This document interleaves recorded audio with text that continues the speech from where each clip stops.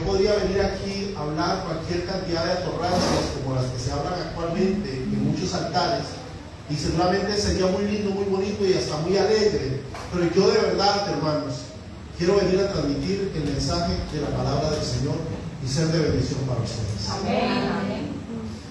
Yo quiero hacer una pequeña introducción primero, antes de entrar en el tema. ¿Por qué? Porque como ha dicho el anuncio, vamos a hablar de los tiempos finales. Pero vamos a ver cuántos aquí tienen 10 años de ser cristianos. Levante la mano. Ok, 10, 20 años. Allá van, aquí hay un empate técnico. 30 años. Acá, ya ganó acá. Ok, ¿por qué digo esto? Porque yo tengo, aunque parece que tengo 15 años, voy para 47 años.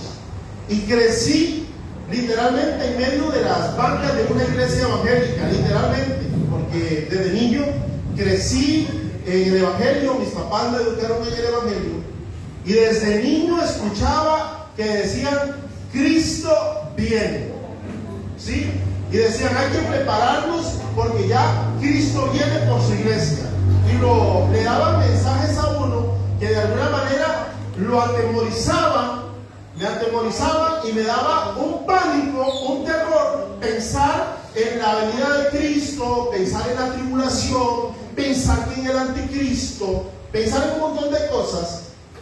Y en ese tiempo se le decía a muchos evangélicos, para no decir que también los católicos, estoy hablando de los evangélicos, decían: no hay que leer mucho el Apocalipsis, porque el que lee el Apocalipsis se vuelve loco. ¿Alguna vez escuchó una frase como esa?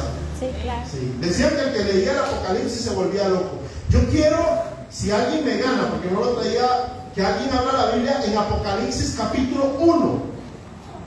Apocalipsis capítulo 1, porque yo quiero correr un velo, porque hay un temor de la iglesia y de la gente de leer Apocalipsis y de hablar de Apocalipsis. Ok, ya lo tengo yo aquí. Yo quiero que usted le ponga atención a esto. Vamos a ver, primero, ¿quién es nuestro Salvador? Cristo. Jesucristo. Amén. ¿Cierto? Y su palabra es verdad. Sí. ¿Cuánto lo creen? Sí. Entonces, si usted le ha tenido miedo a leer el Apocalipsis, o le han metido el miedo y decir que eso hay que leerlo y tener mucho cuidado y muchos estudios y muy profundo, yo quiero leerle el capítulo 1 de Apocalipsis, que dice: la revelación de Jesucristo, que Dios le dio para manifestar a su siervo las cosas que deben suceder pronto, y la declaró enviándola por medio de su ángel a su siervo Juan. Y después de ahí Juan comienza a escribir el Apocalipsis. ¿Qué es lo que les quiero decir con esto? El Apocalipsis, o los temas apocalípticos, para los seres humanos y para los cristianos no deberían de asustarnos ni ser un tabú. Todo lo contrario, debe de ser un motivo de estudio y de alegría, porque aquí está la revelación de Jesucristo. Amén. Gloria a Dios. ¿Sí me estoy explicando? Amén. Jesucristo le plació revelarnos su palabra. Les voy a decir algo. No fue Steven Spielberg en su película Volver al Futuro o Viajar al Futuro, si se acuerdan. No fue Marvel con Viajar con las gemas del poder y las gemas del tiempo, con, ¿cómo se llamaba el Thanos? No fue Marvel, ni tampoco fue DC Comics diciendo que había líneas del tiempo y viajeros en el tiempo. Fue Jesús el que tomó a Juan en la isla de Patmos. Porque le voy a decir algo: la eternidad ya está escrito todo. Nosotros hemos hablado de la eternidad por mucho tiempo, pero la eternidad de Dios quiere decir de que ya tuvo un principio y tuvo un cumplimiento, y nosotros estamos en el propósito del cumplimiento de la eternidad de Dios. Amén. Y en su eternidad y en su kairos, en su tiempo kairos, que no es el trono nuestro, que el pastor Ernesto lo ha predicado en algunas ocasiones, en el kairos de Dios, Dios tomó a Juan y lo trasladó en el tiempo para que viera los tiempos finales. O sea, cállase de espaldas. Marvel no inventó nada. DC Comics no inventó nada. Yes. En los multiversos no se inventó Hollywood. Jesucristo tomó a Juan y lo llevó al futuro. Amén. Gloria a Dios. Amén. Y lo dejó mirar todo lo que va a acontecer, que en la eternidad de Dios ya aconteció. Porque Juan lo vio. Y Juan pudo observar todo este montón de cosas que escribió en el Apocalipsis para guiarnos a nosotros, porque Dios no quiere que ninguno se pierda, sino que todos procedan al arrepentimiento. Yes. ¿Por qué digo esto?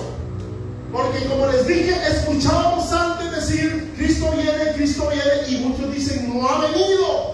¿Dónde está la promesa de su venida? Y algunos se han burlado de los evangélicos. Lo que acabo de mencionar es la segunda parte de un versículo que dice, Dios no retarda su promesa, sino que es paciente para con nosotros, no queriendo que ninguno se pierda, sino que todos procedan al arrepentimiento. Yes. ¿Qué es lo que Aleluya. quiero decir con esto antes de entrar en materia? Si Cristo no ha venido todavía, si no ha venido el arrebatamiento de la iglesia, es porque Dios está teniendo misericordia y nos está dando todavía tiempo de gracia para que procedamos al arrepentimiento, porque Él no quiere que ninguno de nosotros se pierda. Yes. Aleluya. ¿Cuántos entendieron eso? Gloria a Den Dios. un aplauso al Amén. Señor.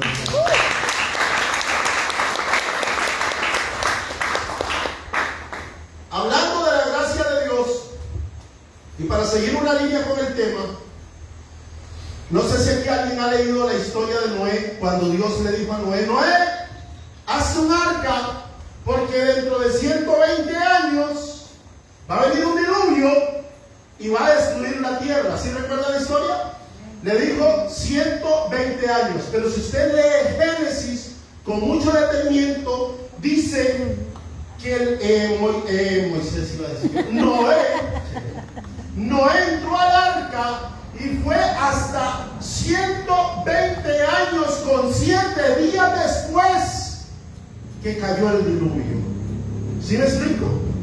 Hubieron 7 días de gracia para que la gente que en ese tiempo miró a todos los animales subir al arca, vieron a las jirafas, vieron a los elefantes, vieron a las serpientes, los hombres miraban cómo de forma extraña parejas de todos los animales subían al arca, y aún así no hicieron caso. Y durante 120 años Noé predicó que iba a venir un diluvio y que iba a destruir la tierra, y como en nuestros tiempos la gente decía, está loco, miraron como todos se subieron al arca, todo estaba listo, pero todavía después de los 120 años hubieron 7 días más de gracia, así como esperando, arrepiéntanse, suban al arca, algunos sálvense, pero no pasó 120. Con 7 días después comenzó a caer el diluvio. El pueblo de Israel fue cautivo en Egipto, y Dios le había mostrado a José y se había profetizado de que Israel iba a estar 400 años cautivo en Egipto. Pero si usted lee con detenimiento los libros de los Éxodos y de las Crónicas, fue 430 años después, o sea, vieron 30 años después de los 400. Siempre hay un periodo adicional. ¿Sí me estoy explicando? Cuando se escribe el último libro del Antiguo Testamento, ¿cómo se llama el último libro del Antiguo Testamento? No, el del Antiguo Testamento. Ya se me fue a mí el nombre también. Ahí creo que es Malaquías. Malaquías. Cuando se escribe el último libro, Jehová hace un silencio. Se supone que de 400 años Jehová no iba a hablar más con el pueblo, no iba a revelar más palabra. Pero fue 430 años después que aparece Juan el Bautista como voz que clama en el desierto, pregonando una vez más la palabra del Señor. Se abrió otro periodo de gracia, y él decía, arrepentidos y convertidos, porque el de los cielos se ha acercado. Amén. ¿De qué les estoy hablando? De que Dios siempre le ha dado a la humanidad y ahora a su iglesia un tiempo de gracia para que puedan volverse a Dios y poder optar por la salvación. Porque después de que terminemos esta serie de enseñanzas que inician hoy y terminan el sábado, usted se va a preguntar si todo esto se ha cumplido. ¿Por qué Cristo no ha venido? Dios no retarda su promesa, según algunos la tienen por tardanza. Como lo dice el capítulo que leímos, es paciente para con nosotros, para que todos procedamos al arrepentimiento. Ahora sí, entremos en materia. Primera de Tesalonicenses, capítulo 4, versículo 14 y 17. Primero de Tesalonicenses, capítulo 4, Pablo le habla a la iglesia de Tesalónica de un misterio. Le habla de algo que la iglesia nunca había escuchado. Israel tampoco había escuchado de eso. Si usted le preguntaba a un judío, o le pregunta todavía actualmente a un judío qué están esperando, ellos están esperando el regreso del Mesías. ¿Sí? Ellos están esperando que venga el Mesías porque para ellos el Mesías no ha llegado, no ha venido. Nosotros sabemos como cristianos que el Mesías ya vino, ¿cierto? Sí es. En Jesucristo murió y resucitó de entre los muertos y nos ha ofrecido la salvación. Mas sin embargo, la iglesia hasta en ese momento esperaba. Por eso en Mateo 24 los discípulos se le acercaron a Jesús diciendo: Maestro, eso lo vamos a ver más adelante, dinos cuándo serán estas cosas y qué señal habrá de tu venida y del fin del siglo. Porque cuando los discípulos hacen esa pregunta, ellos habían escuchado hablar de la venida de Jesús. No habían escuchado hablar nunca del arrebatamiento de la iglesia. Era un misterio que aún no había sido revelado y le fue revelado al apóstol Pablo. Y Pablo habla por primera vez en Tesalonicenses, primero de Tesalonicenses, capítulo 4, versículo 14 y 17. Dice el 14, 4 y 17. Aquí el viento me hizo una mala jugada. 14. Dice, 4, 14 y voy a leerlo desde el 13 y dice: tampoco queremos, hermanos, esto que voy a leer es la primera vez que Pablo se lo habló a la iglesia de Tesalónica. Tampoco queremos, hermanos, que ignoréis acerca de los que duermen. Está hablando de los que se murieron, para que no se entristezcan como nosotros que no tienen esperanza. Porque si creemos que Jesús murió y resucitó, así también traerá Dios con Jesús a los que durmieron en él. Por lo cual os decimos esto en palabra del Señor. Y aquí es donde viene un misterio: que nosotros que vivimos, que habremos quedado hasta la venida del Señor, no precederemos a los que durmieron. Porque el Señor mismo, con voz de mando, con voz de arcángel y con trompeta de Dios, descenderá del cielo, y los muertos en Cristo resucitarán primero. Luego nosotros, los que vivimos, los que hayamos quedado, seremos arrebatados juntamente con ellos para recibir al Señor en el aire, y ahí estaremos por siempre con el Señor. Amén. Pablo, en primero de Tesalonicenses, le explica a la iglesia por primera vez que antes de la venida de Cristo, en su segunda venida, iba a haber un acontecimiento que se llamaba el arrebatamiento de la iglesia. ¿Qué pasa? Después de Pablo decir esto, la historia dice de que comenzaron a haber predicaciones dentro de la iglesia primitiva que decía que ya eso se había cumplido, de que ya todo estaba cumplido, que Cristo ya había venido y que ya estaban viviendo el reino milenial, algo muy parecido a lo que hacen los testigos de Jehová actualmente, que para ellos ya Cristo vino, estamos en el milenio, ese montón de atorrancias que se salen del contexto bíblico. Comenzaron a salir una serie de predicadores en los tiempos de Pablo que estaban distorsionando el mensaje que Pablo les había dado. Entonces Pablo escribe una segunda carta a los tesalonicenses, ya explicando con lujo de detalles el el acontecimiento del arrebatamiento. Y dice que lo aclaró en Segunda de Tesalonicenses capítulo 2. Y lo voy a proceder a leer.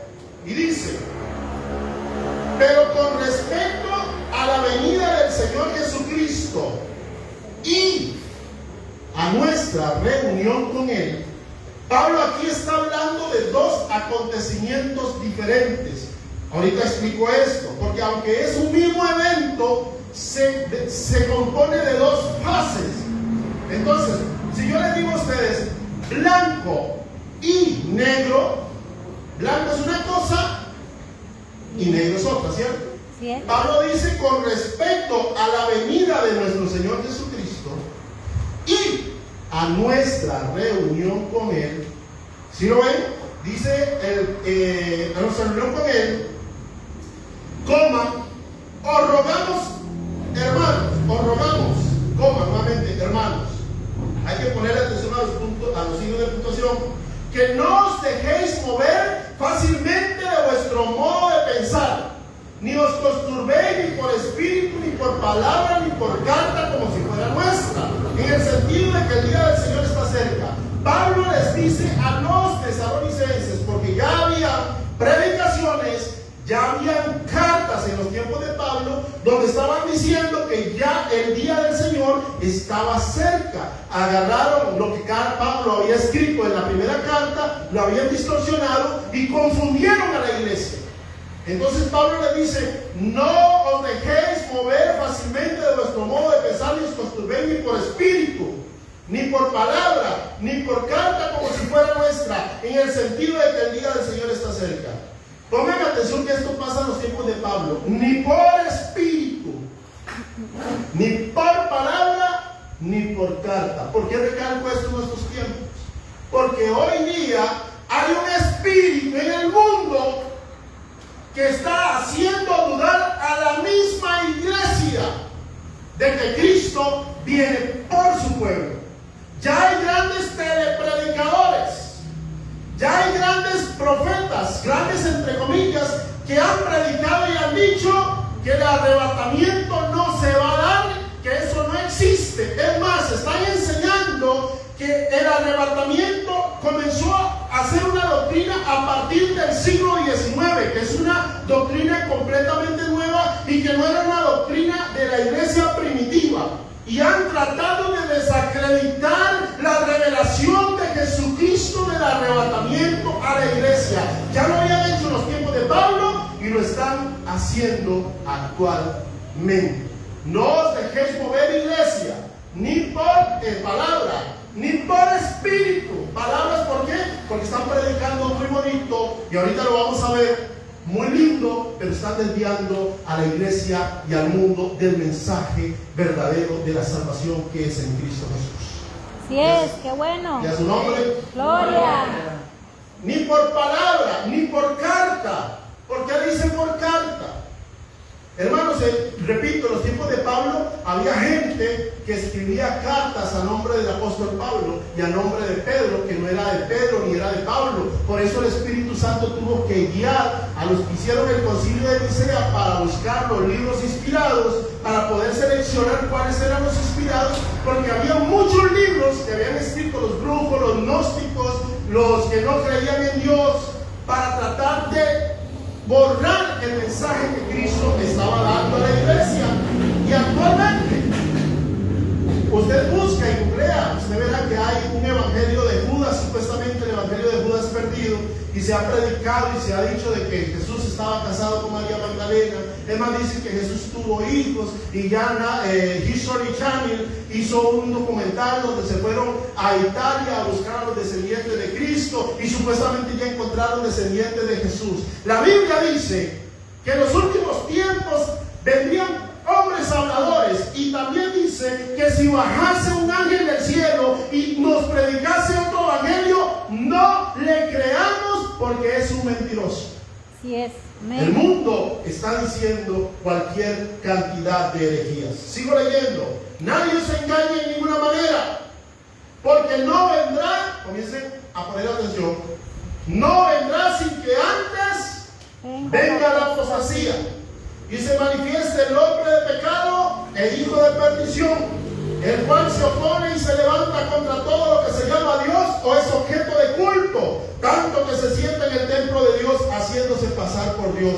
Y aquí en el versículo 5 Pablo les habla de la primera carta, les dice: ¿no os acordáis si cuando yo estaba todavía con vosotros os decía esto?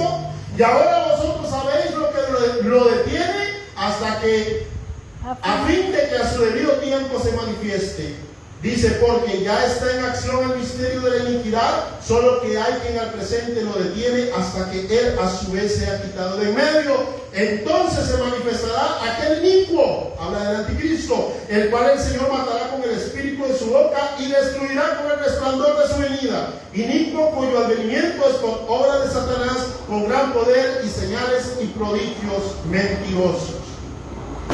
Pablo nos dice en esta carta que acabamos de leer que antes de que el anticristo aparezca hay tres cosas que tienen que manifestarse. Pablo se toma el tiempo de aclarárselo a Tesalónica, porque como les dije, ya habían hecho una distorsión completa de lo que Pablo había enseñado en la primera carta. Hay tres cosas que tienen que manifestarse. Pablo lo señala. La primera es, dice: porque no vendrá sin que antes venga la apostasía. ¿Qué es la apostasía? Voy a leerle la definición de lo que es la apostasía. Apostasía. Hay dos tipos de apostasía: apostasía moral y apostasía teológica. Apostasía es darle la vuelta al pecado. Voy a explicarle. Es decir que soy de Dios, hablar como que si yo fuera de Dios, decir que soy un siervo de Dios, pero realmente no ser un apóstata, apostatar contra la fe. Hay dos tipos de apostasía. Está la apostasía moral y la apostasía teológica. ¿Qué es la apostasía moral? Lo acabo de decir. Gente que está dentro del cuerpo de Cristo, o sea, dentro de la iglesia, que se visten de piedad, que hablan bonito, predican bonito, cantan bonito, danzan bonito, pero realmente no son verdaderamente cristianos ni buscan la santidad. Apostasía moral. Dicen que son cristianos, pero los frutos que dan no son de cristianos. Así es, qué bueno. ¿Sí me estoy explicando? Amén. ¿Conoce usted, hermanos? Claro. ¡Ay, yo soy cristiano! Yo soy cristiana. Pero usted examina su vida, porque la gente dice: no hay que juzgar. No hay que juzgar. Pero por los frutos se les conoce. Porque si fueran cristianos, darían frutos de un cristiano. ¿O que un árbol de naranja da guayabas? No. ¿Un árbol de manzanas podría dar toronjas?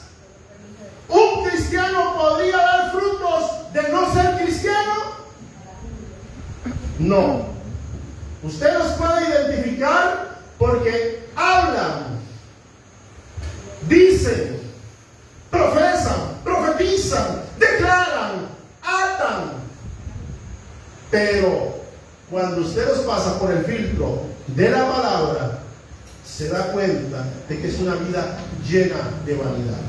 Por lo general, esas personas están preocupadas por enriquecerse, por ser triunfadoras, por tener dinero. No pasan por encima del temor de Dios, en el sentido de que un cristiano, ponle atención a esto, hermano, porque dice la Biblia que en los tiempos finales, por haberse multiplicado la maldad, el amor de muchos se enfriará. Hay gente que dice que es cristiana, pero sabe que a su hermano lo hace pecar ciertas actitudes mías, cierta forma de vestir mía, cierta forma de hablar mía. Y yo digo: a mí qué me importa. Cada quien con su, ¿cómo es? Cada uno escapa con su vida. No, perdón. La Biblia dice que si lo que yo como hace caer al más entonces yo no lo voy a hacer. Yo no puedo ser piedra de tropiezo para otra persona. Entonces, hay gente que dice que es cristiano, sabe que no está haciendo la voluntad de Dios, y no solo sabe que no está haciendo la voluntad de Dios, sino que sabe que le está haciendo daño al cuerpo de Cristo, pero siguen y persisten, porque de todas maneras a mí nadie me diga nada, porque soy yo, Dios, y yo, tú y yo, mi compadre Dios, y nada más. Y el resto del mundo, y el resto de la iglesia, no, señores. El amor de Cristo está derramado en nuestros corazones. Sí es. Y cuando el amor de Cristo está derramado en un cristiano, Amén. ese cristiano es diferente al mundo. Y diferente a los cristianos que están en la iglesia, pero que viven en apostasía. Esa es la apostasía moral. Y la otra es la apostasía teológica. ¿Qué es la apostasía teológica? Esta se da mucho. Les voy a dar un ejemplo. La Biblia dice que tal cosa es mala. Además, voy a decirlo así explícitamente. La Biblia dice que el adulterio es malo, que para poder allegarse un hombre o una mujer, tienen que primero contraer matrimonio y ponerse en orden tanto en las leyes civiles como en las normas espirituales, ¿cierto? Entonces usted escucha gente decir, pues, la Biblia dice eso, pero yo creo que es mejor primero conocerse un poco. ¿Han escuchado eso? Es mejor conocernos un poco y ahí poco a poco, y ya después vemos si funciona, y si no, no. Apostasía teológica. Cambia la verdad de Dios por la verdad de los hombres. Cambia lo que dice la Biblia en todo por lo que les conviene. La Biblia dice que vestir decorosamente es pecado, pero yo creo que un espíritu que Pablo decía claramente que iba a entrar dentro de la iglesia, y lo llama en el siguiente relato, porque ya está en acción el misterio de la iniquidad. O sea, antes del arrebatamiento de la iglesia, y la dijo cumplir y el anticristo y las naciones. No, primero hay que ver para adentro en la iglesia, porque somos el cuerpo de Cristo, somos los que... Voy a ponerlo desde otro ángulo. La Biblia dice que Satanás es el príncipe de este mundo, ¿cierto? Que Satanás tiene injerencia y gobierna ahí en el mundo, gobierna a todos los maleantes, a todos los malos, a los borrachos, a los adúlteros, a los fornicarios, ¿cierto o no? Cierto. O sea, no nos queda ninguna